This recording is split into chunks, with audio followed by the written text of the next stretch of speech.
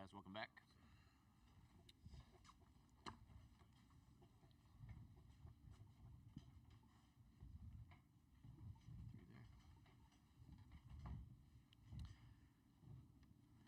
All right, good afternoon. Welcome back to the interview room here at Rocket Arena as we preview the second round of the 2025 NCAA Tournament. We're pleased to be rejoined by student athletes from the Alabama Crimson Tide, who will take on St. Mary's on Sunday at 6:10 p.m. Eastern Time on TNT. Please remember to silence your cell phones and raise your hand for a microphone to be brought to you. When you do ask a question, please introduce yourself and your media affiliation. And then please note that the recording of press conferences on cameras or on cell phones is prohibited throughout the rest of the NCAA Tournament. Alabama student-athletes will be available until 1:55 p.m., and then we'll continue with a media session with head coach Nate Oats for an additional 20 minutes. With that, we'll open up the floor for questions. We're going to start on the left side in the fourth row. Hi guys. Will Graves, Associated Press. Grant, just yesterday, was the plan for you not to play? And what did you go to coach? When did you sense it was time to go to coach and be like, hey, man, I can do this?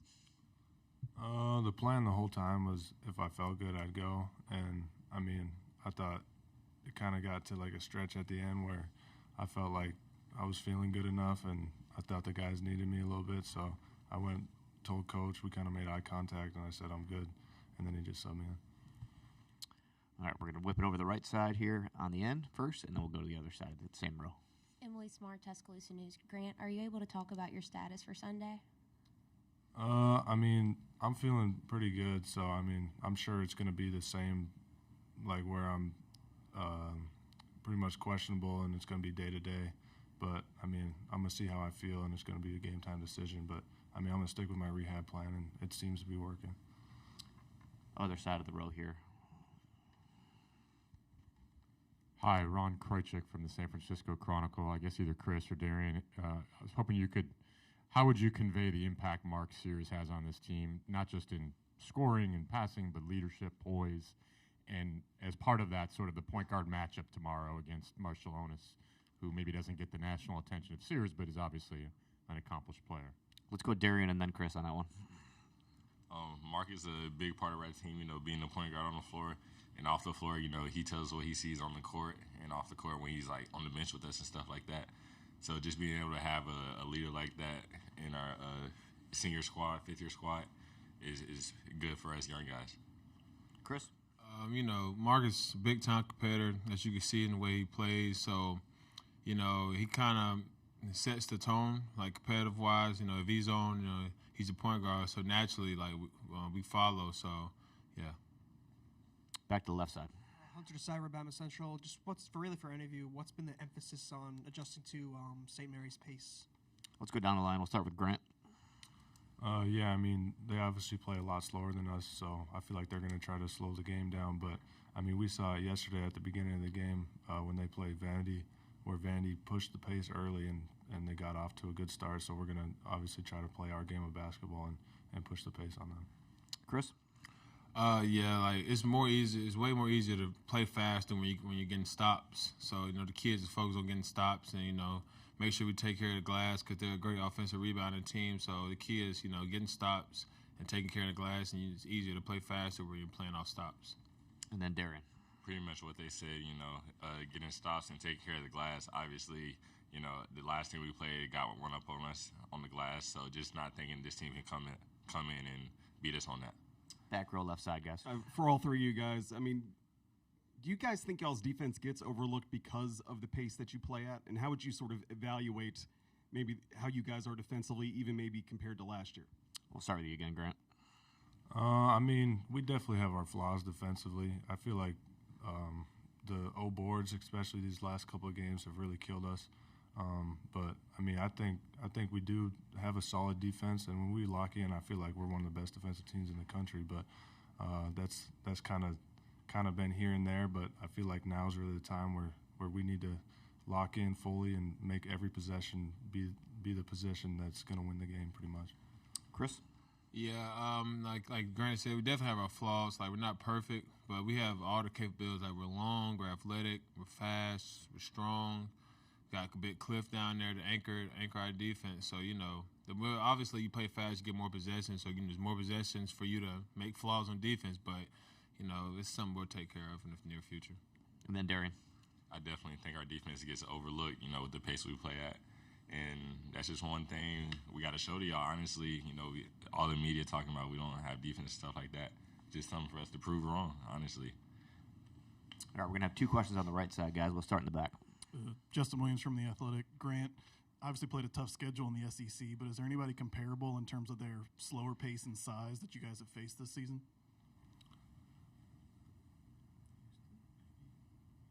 Yeah, I mean, Houston, they're not in the SEC, but that's probably the closest we played, just how physical they are and how hard they crash the glass. And then, I mean, Texas A&M, they crash. I mean, I think they're number one in rebounding rate, and St. Mary's number two. So, I mean, definitely those two teams. But I don't know if we played a team that has played as slow offensively and, try to really run the clock. Let's go to the third row here. For Grant, sort of a follow-up on my earlier question about Mark. Any example you can think of his game this year where his leadership, his poise, being a fifth-year senior, sort of helped carry you guys through a tough time? Yeah, I mean, I think it shows every game, just the way he starts, and when he's getting the ball out of his hands early in the game, I feel like the rest of the guards start to follow. And, I mean, you saw it even this last game when he had 10 assists and he was throwing past the cliff that kind of carried over to LeBaron. LeBaron was throwing crazy lobs. So, I mean, I think it just shows every game, when he's on and he's locked in, the rest of the guys really seem to follow. Second row right side, guys. For Grant here, listening to St. Mary's the other night post-game, they really talked about wearing teams down. They want to play a full 40 every single time, crash the glass. What's been the message to this team of keeping that effort for a whole game and really crashing the glass again there? Yeah, I mean, like I said, we know they're crashing hard every single time, and we've played teams, Texas A&M, Houston, who crash just like them. So we know what we got to do to win. We got to be extra physical, extra tough, and I mean, I think the rest will take care of itself if we really try to focus on that going into this game. Additional questions for the student athletes here on the dais. Third row on the right side. And this is for any of you guys. Emily Smart, Tuscaloosa News again. Did Nate Oats ever make any point to use the career highs that were scored on you guys this season as motivation for the defense? Let's go down the line. And again, we'll start with Derrion on this one. Most definitely, we'll come in next practice here. I'm not going to say the name, but such and such had this, such and such had this. But, we'll just hear it all through practice. So, we take pride in our defense and stuff like that. So we just feel like we need to change something or, upgrade the defense or just go even harder or make sure no more players down the line get their career highs on us. Yeah, I think it started at it was at Mississippi State at the point guard did what he did to us. He's like, whoa, and another career high.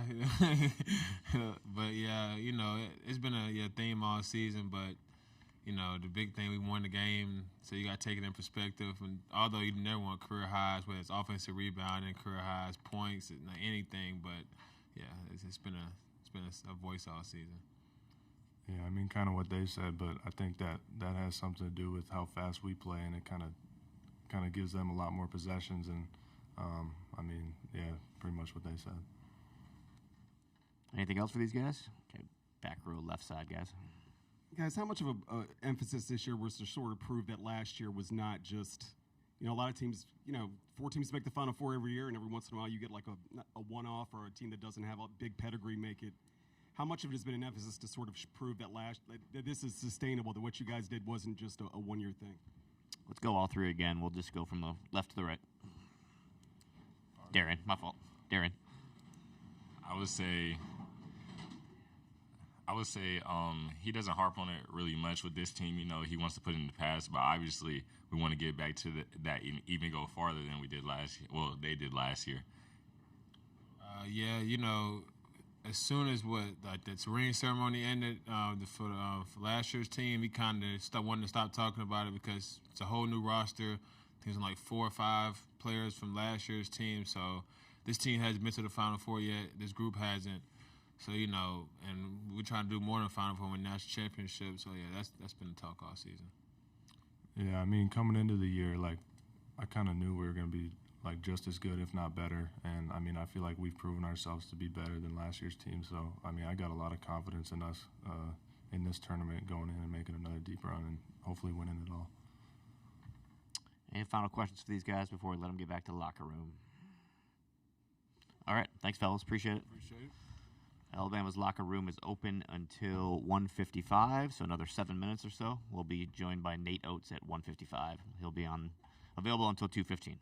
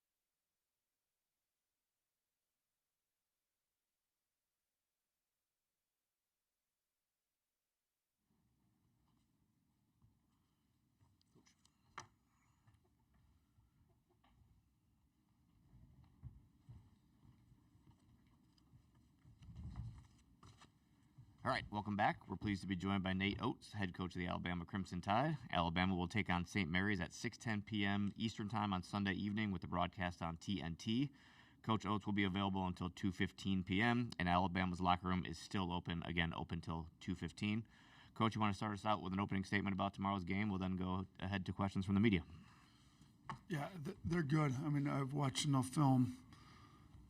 This is going to be one of the tougher teams we played. They've got the number 2 offensive rebounding rate in the country behind Texas A&M. We've played A&M. You know, they do it differently. I mean, you know, it's like if they get in trouble with scoring it, they just go with the 2 bigs. I mean, they go 6'11", 7'1", and just kind of mash you on the old board. So, we did not rebound it very well at all against Robert Morris. So it's a little concerning. We have rebounded it well against some of the better offensive rebounding teams in the country, like Texas A&M and Houston. But there's been times we haven't rebounded it well at all. So I think defensive rebounding is going to be a big key. You obviously need to get them to miss in order to have a chance to defensive rebound. So our defense has picked up. It wasn't where we needed to be against Robert Morris. You know, we need certain guys to step up. They've got one of the best point guards in the country in Marshall Onis. You know, he's smart, crafty, skilled, back-to-back player of the year in that conference. I mean, there's good players in that conference. Shoot, and I don't know how many guys in that conference have been back-to-back player of the years, at least at the guard spot. So, you know, we're going to have to do a good job on him. We're going to have to do a good job on their bigs. I mean, they're a very good defensive team. They guard people well. They slow the game down. They're not interested in getting any kind of running game. So, and I don't know that you can really speed them up on their offensive end. It's hard to speed up Marshall Onis. He operates at his own pace. He's good. He's skilled. So, you know, everybody acts like it's going to be a battle of tempos. You know, I outside of gambling, and I'm not sure that I want to start pressing gambling. That's not really our style on defense. You may not be able to speed these guys up on their offensive end, but what you can do is eliminate 2 shots, 3 shots, and then all of a sudden you have a 25 to 30-second possession turn into a 45 to 50-second possession, turn into an over-minute possession. That's when you're going to have some problems. So if we can limit them to 1 tough shot as much as possible, and then off the defensive rebound, get out, and we will run. Everybody in the country knows we run, you know, but we got to make sure that when we run, we get quality shots too, because this isn't going to be an 80-possession game. Like, that's just not how a game with St. Mary's is going to work. So they're good, they're tough, but shoot, we're down to the round of 32, and most of the teams left, all the teams left are good. So we've played a lot of good teams. As a matter of fact, we played 13 of the 32 teams left. So, including ourselves, we're almost at half the teams we played. We've played a lot of very good teams in the SEC. So it's not like we haven't played good teams, but this team's good. So we have to be ready to go. Thanks, Coach. Let's start with questions on the left side. We're going to go to the third row first. Nate, Chris Easterling, Akron Beacon Journal. You talked about the physicality and handling, what you can do to handle St. Mary's physicality. Against Vanderbilt, it seemed like they really got into Vandy's legs as the game wore along. How much can your depth, you know, comparative to maybe even what Vanderbilt has, help you to kind of weather some of that, you know, being able to kind of come at them with waves of players? Yeah, I hope it comes into play. You know, they're not as deep as us, but they also don't play as fast as us, so they don't need to be as deep as we do. You know, provided Grant's healthy and he's planning on playing. We were trying not to play him, only play him in case of emergency, and Robert Morris was very good, and we needed to play him there at the end. So, you know, if Grant's playing and we got our full 10 guys that we've had, you know, Derrion looked good, I thought, in his minutes. Mo Diabate was good in his minutes. You know, I think 8 players this decade to have a double-double in under 22 minutes in an NCAA tournament game, which is pretty impressive. So, you know, Derrion was pretty efficient in his minutes. So we can get into our depth, and we may need it because they've got some front court depth. I mean, they kind of start with, I'm going to pronounce his name now, Morauskas, number 23, maybe that's right, but they start with him, very skilled 4, but they then go big with kind of, you know, their starting center moves to the 4, and they bring in a 7-1 guy. And so our front court's going to have to be good.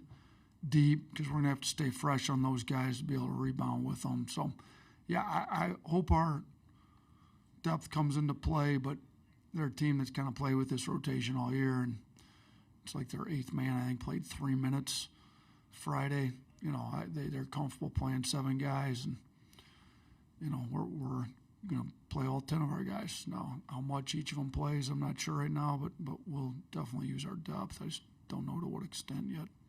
First row on the left side, Coach. You kind of mentioned this in your opener, but you've had to adjust for slower opponent pace a couple times this season, but not in this short of a window. How's that kind of been emphasized so far? Yeah, I mean, honestly, like when we play these slower teams, there's not really an adjustment, to be honest with you. It's just we know, I mean, we're going to try to push the pace. They're not. We just can't let them get multiple shots on multiple possessions. Like, you know, the emphasis is going to be on rebounding. And if they're going to send their 3, 4, and 5 every time, you know, some teams will be afraid to get in a running match with us, so they'll send, you know, 4 guys back, 3 guys back. They're not. They send their 3, 4, and 5 every single time, pretty much no matter what. So if we can defensive rebound, we can get some runouts on these guys. So it's not as if we got to prepare. We got to rebound, and we know it, and we can't get frustrated with their slow pace. Which, again, I mean, we may be lucky to get over 70 possessions. We've had multiple games this year where it's been 80 possession games in 40 minutes. So, you know, they're probably comfortable playing closer to 60 possessions in a game sometimes. You know, they're a low possession team. They're very methodical. They're very deliberate, and they're very good at what they do. Like what they do really well. So can you take them out of what they do? I think some things maybe, but that's going to be difficult to do. You're just going to have to force them to take tough shots as much as possible and rebound the basketball. Like that's going to be a big thing is our rebounding. Third row in the middle, Coach. Nate, Ron Krychek from the San Francisco Chronicle. You mentioned Marshallonis. What do you think about that point guard matchup and sort of the contrast between him and Mark? And I'm also curious how much or what you remember about Marshallonis' dad as an NBA player. Yeah, every time I think of Marshallonis, I think of Sarunas, and Stephen, our SID, said Augustus. It's like, who are you talking about? Like, it's been Marshallonis in my head the whole time. His dad was really good. I mean, I loved watching his dad play. So, you know, he could really shoot. He's crafty, he's skilled, he's tough. I mean, I loved watching him play. Yeah, Augustus is good. I mean, he's talented, and I think you're talking about the matchup with him and Sears. I mean, Sears is a little smaller. Sears had a chance to score more points because we play at faster pace. If Marshallonis played in our pace, he'd probably score more points, but he's very good at what they need him to do. I mean, he finds those bigs on rolls. He carves you up in your pick and roll coverage. You know, we're talking about what pick and roll coverage you play on him. Like, there's no great pick and roll coverage for him because whatever you use against him, he's gonna exploit it to some point. So he's smart, he's tough, he's crafty, he hits big shots in big games for him, and he knows how to run their team, and it's hard to get him, you know, out of his rhythm. So I mean, you can tell he probably grew up watching a lot of basketball, watching his dad and all the NBA players play, and I don't know the kid at all. I've watched him on film, and I have a bunch of respect for him, but I think he's a really good player. Thanks, Coach. Third row. Chase Goodrow with the Tuscaloosa News. I want to ask you about the process of scouting the Vanderbilt-St. Mary's game on the fly like this. Is it something that really just confirms your advanced scouting when you take a look at that game, or does it put a twist on the scouting report? No, I mean, so we have 3 guys that kind of get the scouting reports together for Coach Adams going in, and then Coach Adams, once, you know, he moves on to it, he locks in with that guy. So going into the tournament, you know, we had Christian Pino get it together for Robert Morris, and then Ben Potts had already had Vanderbilt during the course of the year, so he took Vandy again, and then Brady Goka kind of got it ready for Coach Adams on St. Mary's. And, you know, Coach Adams spent more time on St. Mary's than he did on Vandy since we had already played Vandy. So spend more of our time on St. Mary's, not necessarily because we thought they were going to win, although we knew they were very good and had a good chance to win. But, we knew Vandy was good too, but more because we weren't as familiar with them. So we took more of our time from Sunday night to today on St. Mary's once we got the Robert Morris scout down. And you know what? I don't think the Robert Morris scout was wrong as to why it was closer than it should have been. I had our players' sense of urgency to execute it and to just rebound the ball was where we were off. So I think once we got the Robert Morris scout in and comfortable there, more attention was turned to St. Mary's in this particular instance just because we were unfamiliar with them. And I think we've got a pretty good feel for them. But, they're not complicated in that they don't run 50 different sets.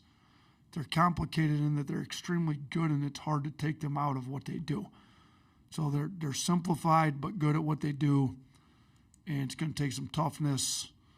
If we come in soft, we're not going to have a chance to win this game. So I think we've got a good feel for what they're doing. We're going to continue to study whatever little nuances and little details will help our players be more ready for it. But, yeah, I think, right out of the gate, Sunday night, we get the assignments. We met as a staff quickly. We assigned it. We got everybody on the same page. We got the Robert Morris in.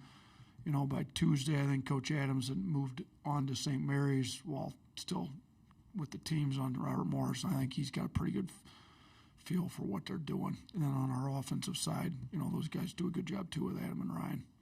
Back row on the left side, Coach. Katie Wyndham, Bama Central. With Mark being in a little bit of a three-point shooting slump lately, can that almost be offset by what he was able to do distributing the ball yesterday with the 10 assists? Listen, I got a lot of respect for Mark late in the year this year because there's times where in the past with his shooting slump he would have been ready to kind of feel sorry for himself, not fight through it as well. I think he's done an unbelievable job showing how competitive he is, how much he wants to win, how tough he is mentally.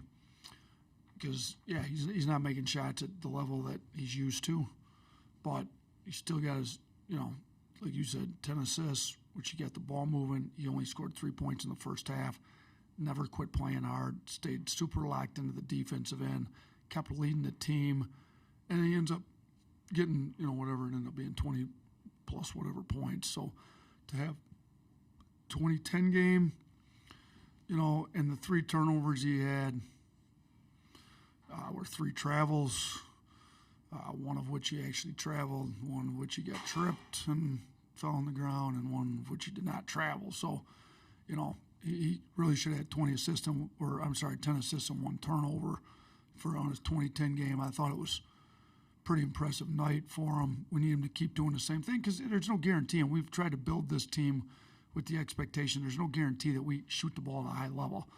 We've got to build the team to win when 3-point shots aren't dropping. Him getting downhill, getting to the free throw line, distributing the ball to our bigs, I think was big, and it's what we need to keep doing. Hopefully the shots start dropping here a little soon for everybody. Thanks, Coach. Back-to-back questions in the fourth row on the right side. Yeah, Coach, I asked this to Mark Byington the day before. He played St. Mary's about, is it easier for a slower-paced team to slow down a fast-paced team or a fast-paced team to speed up a slower-paced team? He said what you said earlier, that the slower-paced team has the advantage in that regard. I'm good at asking dumb questions, so I'll ask a dumb one. Why is that the case? Yeah, I don't know. It's a dumb question. I would say this: it depends on how the fast-paced team gets their pace. Like if you're a pressing, trapping, running team, I think you can speed the other team up. Now, it's like, what are you willing to give up on defense? Like, are you willing to give up open shots and layups and that to get the pace going? You can speed anybody up. I trap you. If I don't get a turnover in the first trap, you get a layup. Well, we could play 160 to 150. I mean, there's high school teams and JUCO teams I've seen. But I'm not comfortable giving up layups, open shots, gambling to get the pace going.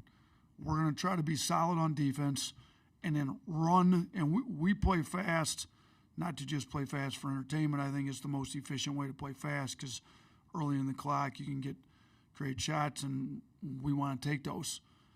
They don't want early shots. They play at the pace they do. And you'd have to ask, Randy's unbelievably great coach, why they do what they do. Maybe it's, what he's able to recruit. I don't know, but maybe they like to frustrate other teams at their pace. We can't get frustrated. So I don't think we're not even going to try to speed them up. We're going to play fast on offense every chance we have the opportunity to play fast on offense.